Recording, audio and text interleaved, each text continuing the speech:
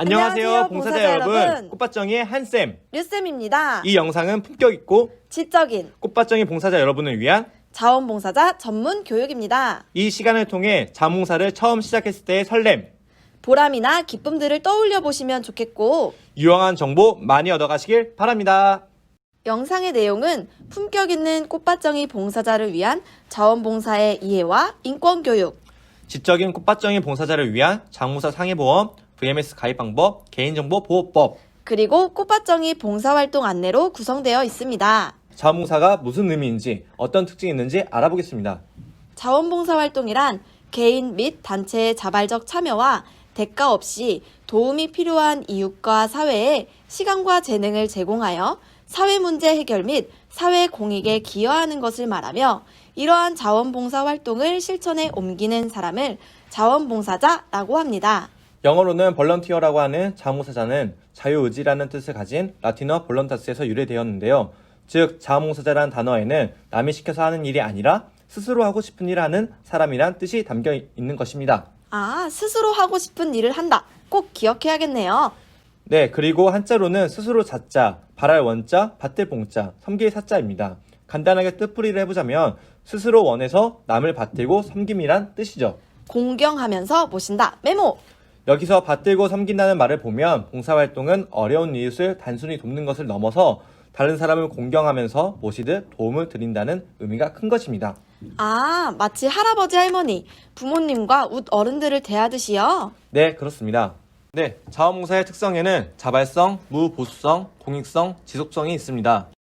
자원봉사는 자신의 의사로서 시간, 재능, 경험을 도움이 필요한 이웃과 지역사회 공동체 형성에 아무런 대가 없이 활동한다는 점에서 자발적이라는 특성이 있습니다. 교육학자 페스탈루치는 이런 말을 했죠. 자신에게 내재하는 자발성을 이끌어낸 사람은 바른 지성이 가능하다.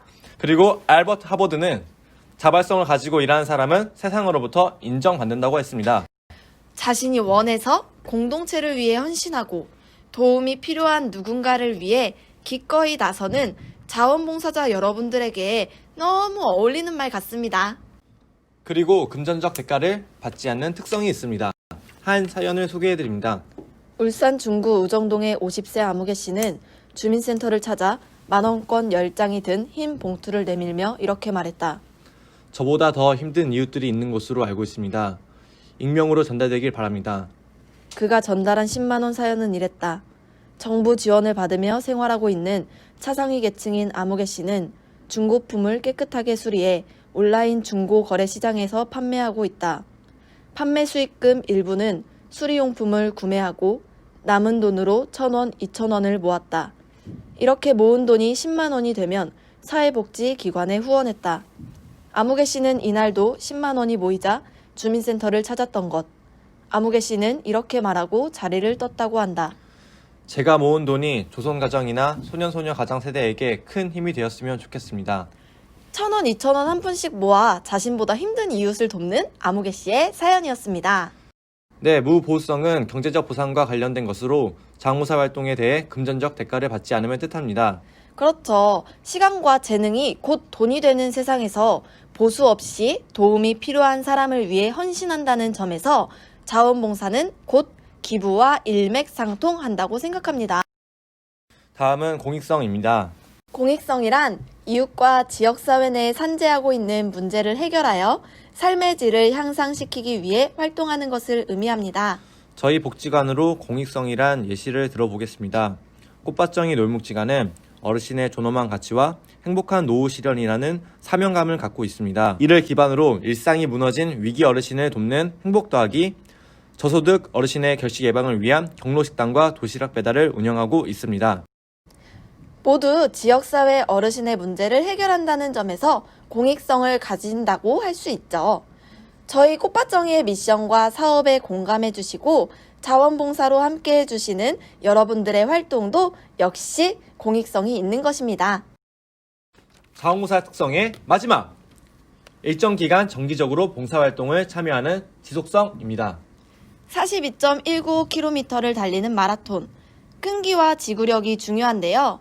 아시다시피 마라톤은 긴 거리를 완주하기 위해서 같은 페이스로 달리는 것이 정말 중요합니다. 네, 긴 거리를 일정한 속력으로 달리기란 정말 어려운 일이죠. 마찬가지로 자원봉사도 마라톤처럼 꾸준히 지속하기란 정말 어려운 일 같아요. 네, 그럼에도 장기간 봉사활동을 지속해주시는 여러분들 정말 대단하고 존경스럽습니다.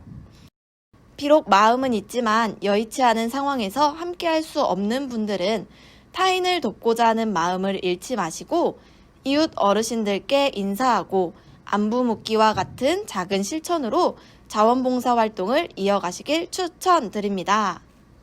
자원봉사의 효과에 대해 알아보겠습니다.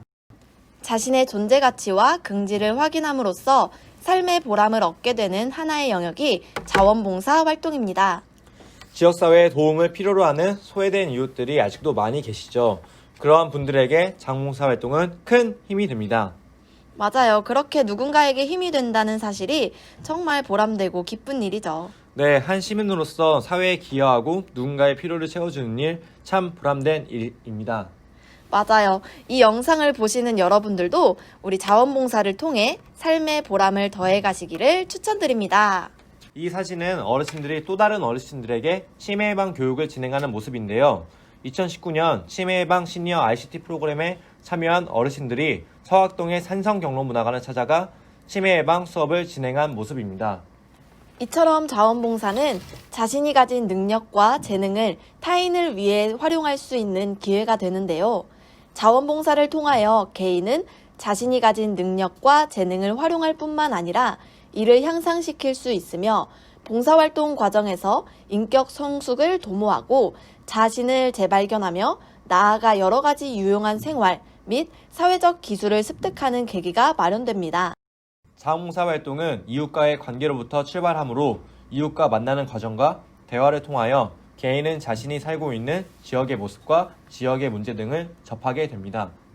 이를 통해 지역사회를 차츰 구체적으로 이해하게 될 뿐만 아니라 나아가 지역 주민과의 공동체 형성을 통해 지역사회의 각종 문제에 직접 참여하고 문제 해결에 기여하기도 합니다.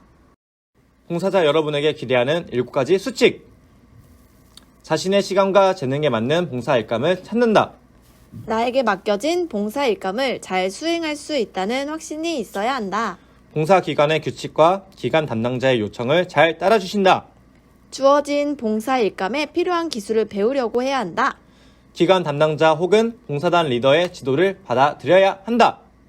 기관 담당 직원이 봉사 일감을 믿고 맡길 수 있게 하여야 한다. 봉사 중 만난 어르신의 사생활에 대해 이야기하지 않는다. 품격 있는 꽃밭정이 봉사자 여러분에게는 당연한 거겠죠? 네, 여기까지 자원봉사에 대해 알아보았습니다. 다음은 인권 교육입니다. 인권이란 인간이 인간답게 존재하기 위한 보편적이고 절대적인 인간의 권리이자 지위와 자격입니다. 다시 말해 인간으로서 당연히 누려야 할 인간답게 살 권리입니다. 이러한 인권은 하루아침에 저절로 주어진 것이 아닙니다. 수세기에 걸쳐 쓰라린 역사를 통해 지금의 인권의 개념은 발전해 왔습니다. 그중 1993년 비엔나에서 열린 세계인권대회에서 모든 인권이 보편적이고 불가분적이고 상호의존적이라는 합의를 얻었습니다. 그럼 인권의 특성 3가지에 대해 알아보겠습니다. 보편성의 원칙이란 모든 사람이 인간이기 때문에 갖는 권리로서 모든 사람에게 보장되어야 함을 의미합니다. 성, 인종, 연령, 국적, 종교, 사회적 신분 등 어떠한 조건에도 불구하고 언제 어디서나 누구에게나 인권은 보장되어야 하는 것이죠. 그런데 보편성이라는 것이 모든 사람이 꼭 똑같은 방식으로 권리가 실현되어야 한다는 의미는 아닙니다. 개인과 집단 사이에 존재하는 모든 다양성과 차이를 인정하고 자신의 존재에 합당한 권리를 누릴 수 있어야 합니다. 인권을 단순히 동일하게 지켜져야 하는 권리라고만 한다면 인권의 보호가 오히려 더 절실한 사람들의 문제를 해결할 수 없게 되기 때문입니다. 따라서 인권은 모든 사람의 권리가 되어야 하기 때문에 모든 사람이 합당한 권리를 누릴 수 있도록 사람마다 다른 점들에 맞춰 실현되어야 할 것입니다. 아시다시피 우리나라는 헌법 제10조 모든 국민은 인간으로서 존엄과 가치를 가지며 행복을 추구할 권리를 가진다는 행복 추구권을 통해 인권을 보장하고 있습니다. 인권은 참정권, 평화권, 연대권, 집단권 등으로 분류할 수 있습니다. 하지만 이러한 분류는 편의와 특정 부분을 강조하기 위한 분류일 뿐이지 인권은 이러한 분류에 따라 하나하나 따로 취할 수 있는 것은 아닙니다. 다시 말해서 불가분성의 원칙이란 인권은 나눌 수 없는 성격을 가지고 사람에게는 모든 권리가 필요로 한다는 것입니다. 태어나서 교육을 받지 못한다거나 어디든지 자기 마음대로 가지 못한다거나 혹은 투표할 수 없다거나 하는 무언가 하나라도 부족하면 인권이 보장된다고 할 수 없는 것이죠.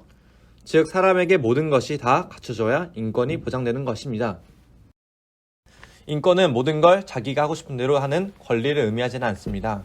나의 권리와 다른 사람의 권리, 나의 권리와 공동체의 권리, 공동체들 간의 권리가 서로 긴밀하게 연결되어 상호 의존하는 관계이기 때문이죠.